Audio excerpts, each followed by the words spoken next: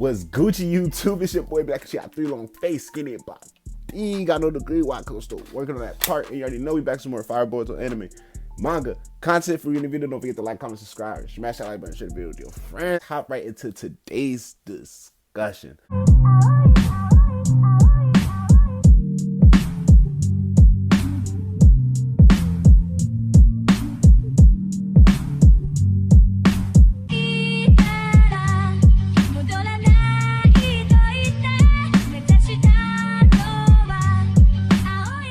Okay, in my previous video, I talked about a lot of the situations revolving around particularly Code and Boruto, you know, the heavy details with their conversation and, you know, Code's character and, you know, more in-depth analysis that we get on his character because of last chapter and his connections and parallels with Otsutsuki clan and their legacy and whatnot, not just revolving around Ishiki.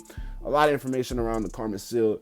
There was something I noticed really last chapter is we got like about, I think, just over or just under 2 weeks until the next chapter come out, like I think 10 days or so like that. So I did like, I don't know if it's something that I'm just like maybe reaching for, but I was able to notice a lot of subtle hints that showed us the gray area between Code and Eida in their relationships. And I feel like it also can date back to the Karma Seal because we have to understand the thing that lies, the main difference between, you know, the Karma Seal is a Jigen, Kawaki, Boruto, and then Code's Karma Seal is the white karma. His karma is essentially purely power, meaning it's a defective karma, so there's going to be defects and exceptions. And you know what I'm saying? I feel like it's a way just for, it allows the creator to write something into the story that will be able to fit it in later on down the line, making sense, where it's like right now, or maybe at the time when Code was introduced, it was like, yeah, it's a white karma, it's not necessarily the same.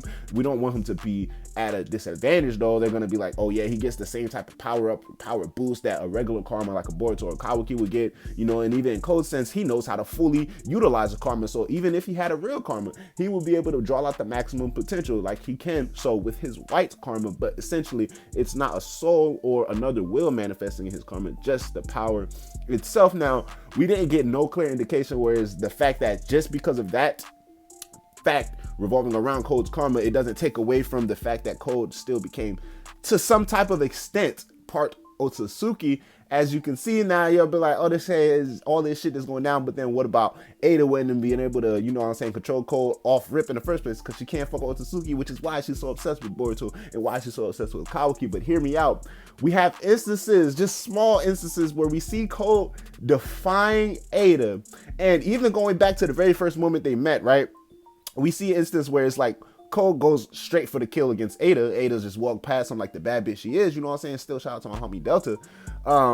She walks right past him straight like that, and at that instant Code realizes he can't move, and they give us all the indications that we need in those panels that Code is earnestly trying to move his hand, earnestly trying to off Eida at this point, and he's realizing that, you know what I'm saying, it's not that his body can't move, it's just that his body won't move, his body won't listen to him. So we see that Code had the mind to, I'm still trying to kill Eida, even when he first met Eida, even when he first looked at her, and still somehow Eida was, you know, able to control Code to an extent. Now, I believe that all lies into the white karma. Now, going even further, then Eida was like, yo, Code, you know, and I don't know why it wasn't that much of a thing, or wasn't that much controversy because a whole lot going down and a whole lot of details. But, you know, Eida asks Code particularly, and this is already Code that's been emphasizing, damn, her jutsu or like her powers are so strong and so natural, it doesn't even feel like I'm under her control. And Code is giving her, you know what I'm saying, acknowledgement for that. But like the fact that he is under her jutsu, but it feels so regular to him.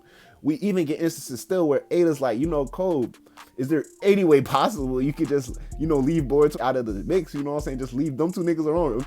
And Code was like, he can make an exception only for one of those motherfuckers, but not 2, and that's where he's gonna draw the line at. Now, if I'm Eida and I already got Code under my wing, like, why won't I just be like, you know what, no, fuck that, don't mess with Boruto or Kawaki? Why do we have to negotiate? Why do we have to have middle grounds? And I feel like Eida's figured it out somewhere along the lines, like, damn, she has Code on her grasp, but it's not completely solidified. And I believe it's for the fact that it's because of this white karma. Now, essentially, we understand Kawaki and Boruto are both like part Otsutsuki. They're 80%, so more than half. They're not damn near compared to Otsutsuki human. They're more Otsutsuki than they are human at this point. And I feel like for Code, it may be like a 50-50 to where like there's some exceptions and some things or some loopholes that you can go around, all due to the fact that he has this white karma. Now, another example going on with Eida, you know, because Eida's asking, I'm like, all right, so you can't spare both, you know, Boruto and Kawaki. I'm gonna just have to choose one. Eida's like, look, bro, can you not let, you know what I'm saying, Kawaki know that I was a part of the plan and shit like that. See, things are going a little bit, you know, left as the events that happened last chapter. But initially, Eida's like, yeah, I don't want Kawaki to know I'm working with you. I don't want Kawaki to know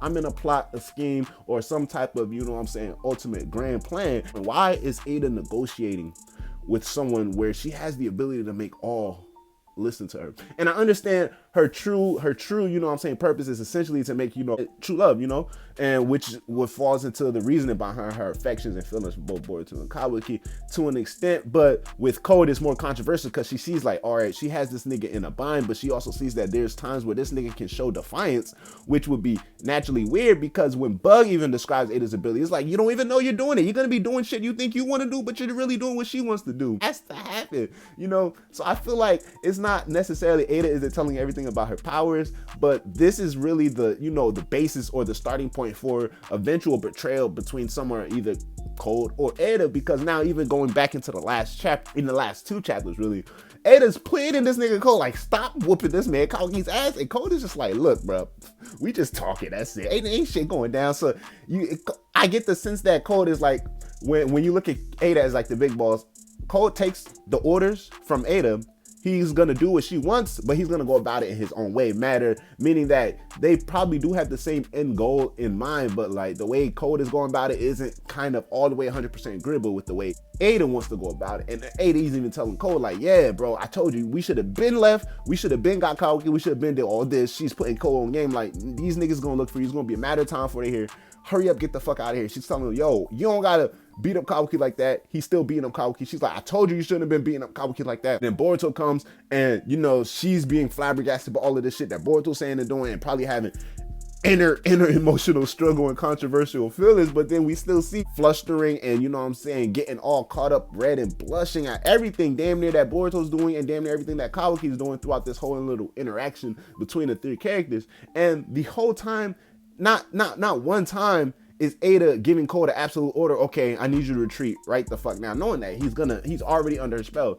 Anybody who comes into contact with her eyes automatically, you know what I'm saying, is there like that. They're gonna be a slave to her heart and shit like that. So it's like, why not just be like, Code, fuck all of that. You could damn near like escape Boruto's grasp anywhere, anytime.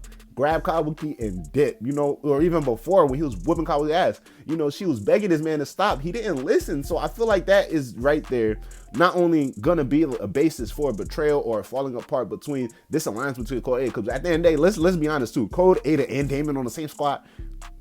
For what, bro? Like, for what? Now, I don't believe, now this is here, I could even make a whole nother video on this. I don't necessarily believe Eida might join the good guys. So I feel like it might be like a three-way thing, or kind of like Attack on Titan or Game of Thrones type of thing, where it's like, you see so many storylines, so many viewpoints. Is more of like, what type of perspective would you prefer? In a sense, obviously, we know Boruto, you know what I'm saying, Hidden Leaf Village is going to be the good guys, the main character, you know what I'm saying, shown in anime. But in a sense, whereas we're going to have conflicts between maybe not just, oh, Boruto and them versus the Karo and then the Otsutsuki and shit, like, but, you know, inner struggles between, you know, Boruto and them, and then, you know, the inner factions between the Kara, Code, and Eida splitting up, you know what I'm saying? The nigga Damon's still in the mix, and I feel like it all is going back to this little flimsy alliance that they have, because I'm calling it flimsy because for someone who has absolute power as such, it's like, you know what I'm saying, anybody who looks in the automatically becomes drawn to my heart, you know what I'm saying, shit like that, they can't deny me. Code is showing a little bit defiance here and there, and I'm like, I know I can't be the only one to be catching these subtle hints, and it's like, eventually it's gonna be on some shit like, they gonna start arguing in the middle of the mission,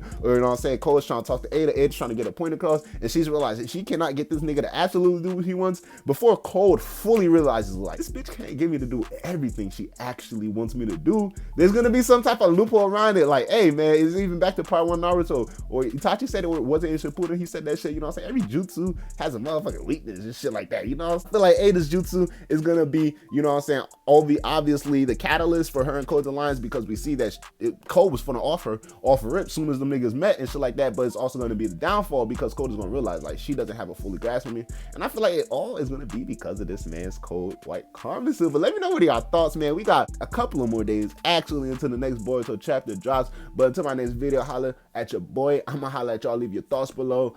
Comment below. What are your thoughts on the video? How do y'all believe Code and Eida's alliance are gonna line up? And how do y'all believe, is it like 100% loyalty up in the mix with them two? Or do y'all believe like me along the lines, like do y'all see the way Code is able to not necessarily be 100% fully under Eida's control? And do y'all believe it's because of this White Karma seal making Code not necessarily like an 80% Otsutsuki like Boruto Kawaki, but he's on some 50-50, or maybe just like a 50-25-25, because he's maybe 25 Otsutsuki, check this, right 50% cyborg, you know what I'm saying, or robot, you know what I'm saying, a model, weird shit, and then 25% human, you know what I'm saying. And Boruto and Kawaki is on some shit like 80% Otsutsuki, 20% human, 80% Otsutsuki, you know what I'm saying. But hey, look, man, it's your boy Black and Child. Thank you, love, man, skinny body. Until my next video, holla at your boy.